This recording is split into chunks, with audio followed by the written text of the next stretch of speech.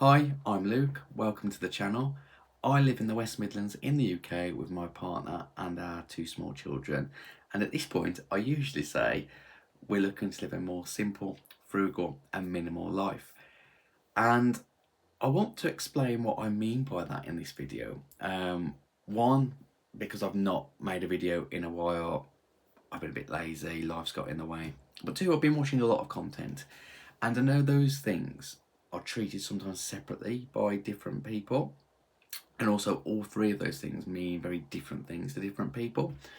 But I see minimalism, simplicity, and frugality as very intertwined because they're part of something bigger to us.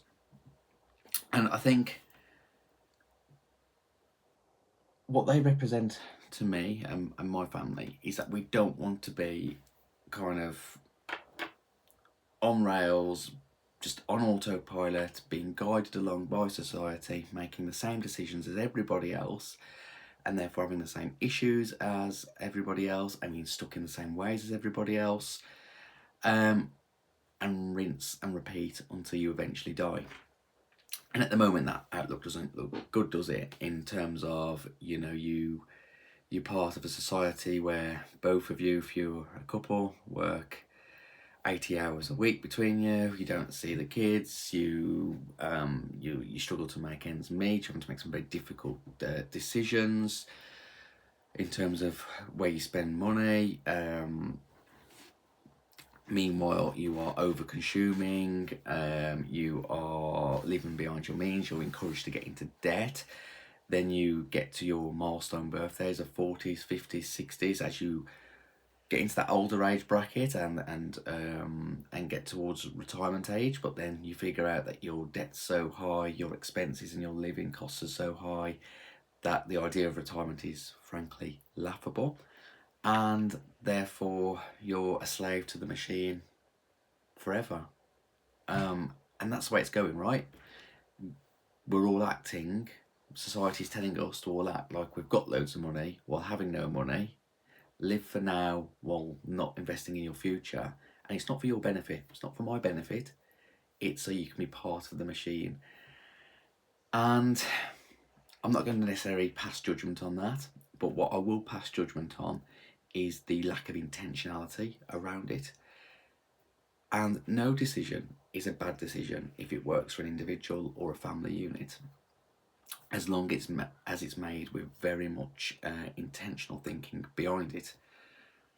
And as we had kids in the last 2 or 3 years, we stepped back and decided what matters to us as individuals now, but with a 20, 30-year view. What matters to us as individuals, as a couple, as a family, what's going to matter to us when we're in our 50s, our 60s, our 70s, and how do we build a life around that?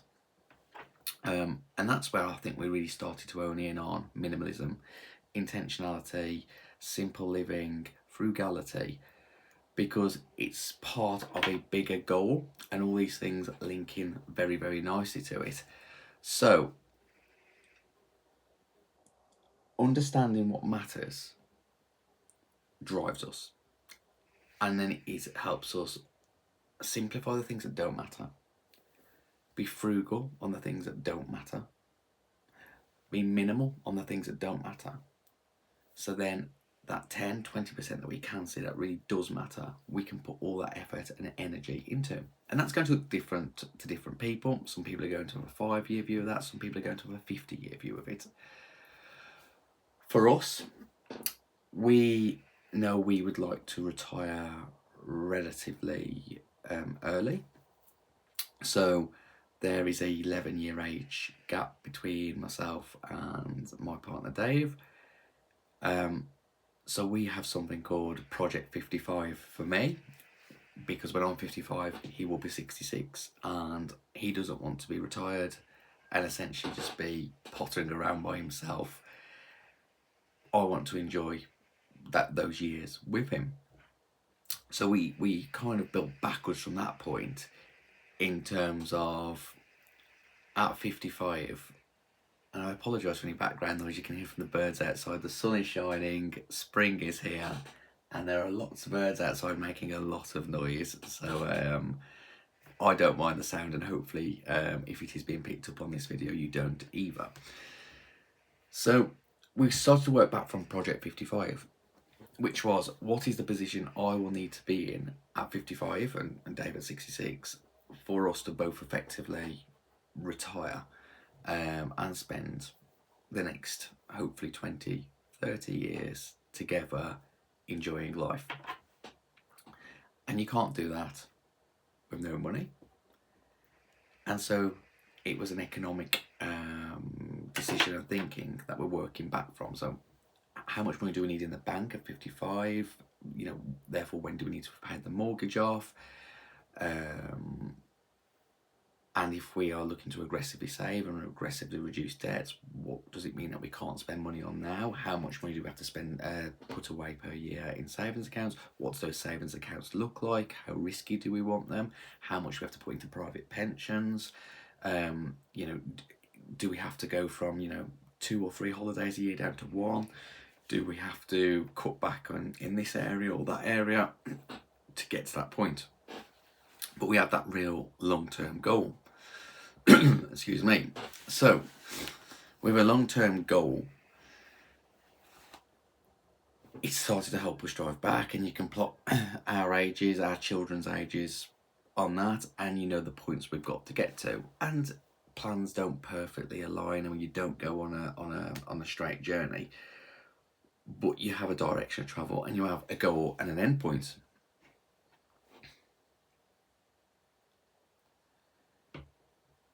Along that journey, you can go about it in very different ways. So just in real simplistic terms, it could be, we need a lot of money at that time of it in life, so we are going to aggressively reduce our spending, aggressively save, and we are going to compromise everything in the meantime.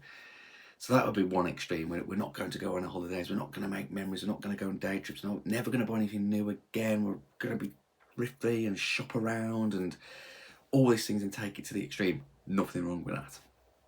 However, if you do that, personally, I don't think it's necessarily sustainable, and it won't make you happy, and actually you won't kind of stick with it. It's like being on a diet. If you're on a diet that you absolutely hate, you're going to last all of a week and then put your weight back on.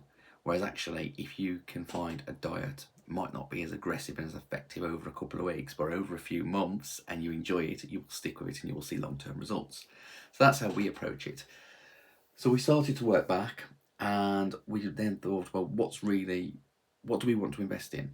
Our health was a biggie, and food and making memories, and you know, having experiences, and exploring our hobbies and passions. Those are things that we wanted to protect.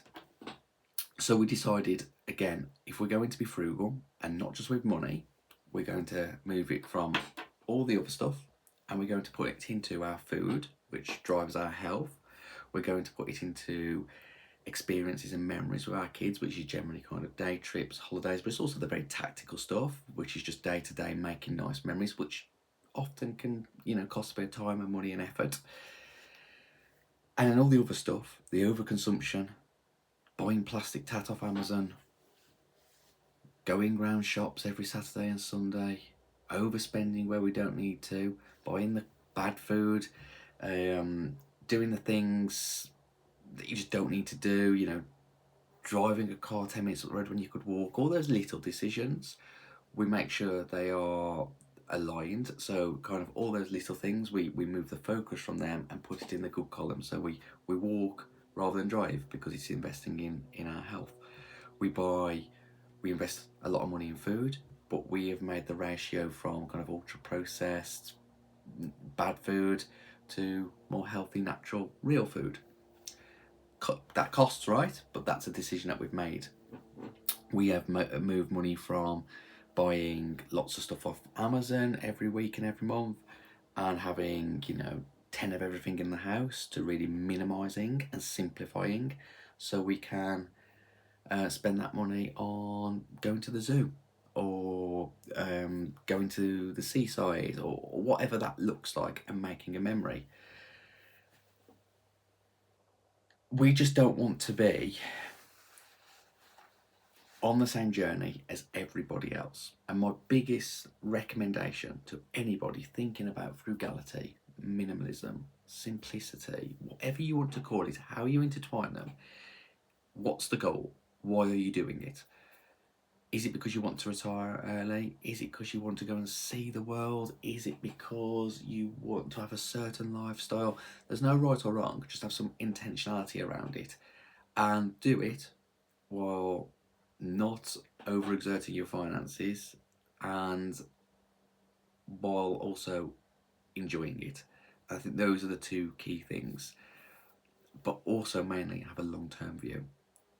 Living for today, I totally get it. You could get run over by a bus tomorrow, but having a long-term view is absolutely key as well. So it's that balance, isn't it?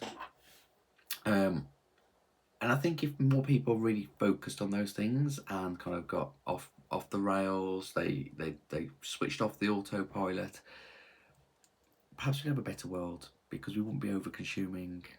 We, you know, the world would be greener, we'd be happier, we'd have more personal connections with people rather than just looking at our stuff in our houses. Meanwhile, the world burns around us. And I don't want to kind of go into that kind of green agenda necessarily on this video, but when you think about it, it is that thinking which and those actions where everybody's encouraged to spend and buy and consume and rinse and repeat and do it and get in debt and borrow more money and owe more money and never be free and always be part of the machine and chained. It doesn't benefit you, it benefits big corporates, and it doesn't benefit the world. That's what frugality, simplicity, minimalism means to us. It means looking at the long-term future of our next 20, 30, 40 years and making our daily decisions align with that. So if we are lucky enough to get there, we can look back and be at the points we would like to be in a comfortable position and enjoying life and not being cross with the world and thinking of what could have been. Really hard to think long term when we're encouraged to think right there in our face and not in the future. But if you think about what your future needs to be and what you need to do to get there, that will start helping shape the decisions today. And your frugality, your simplicity, your minimalism, whatever you want to call it, will look different to ours because you will have a different goal to ours because you live a different life. You live in a different part of the country or of the world. You want different things. You've been exposed to different things. So everybody's will be slightly different. But as long as you're pulling in that direction of what is right for you, what you really, really want, not what society is telling you, not what the billboard's telling you, not what the advert on YouTube is telling you, what you want, as long as you're following that and putting the short-term actions into a long-term plan, that's the way. Really intentionalise time, money, effort, resource. Don't waste anything. Every wasted minute, every wasted pound, every wasted bit of energy that isn't dragging you in the direction that you want to go, it's not helpful. It is just waste. So that's what this journey is to us. It's to get us to that position as quickly and as effectively and as comfortably as we can. And it might be that we could do that 5 years earlier, but we would probably have to make some harsher decisions now, which we just don't want to do. Or we could get there 5 years later and enjoy life a little bit more today. But 5 years is a long time. So it's just about finding that balance. I hope that explains a little about us and what our real long-term planning is. And I hope it sharpens your mind as to what you want and what you can do today to secure your long-term future. Thank you for watching, and as always, have an awesome day.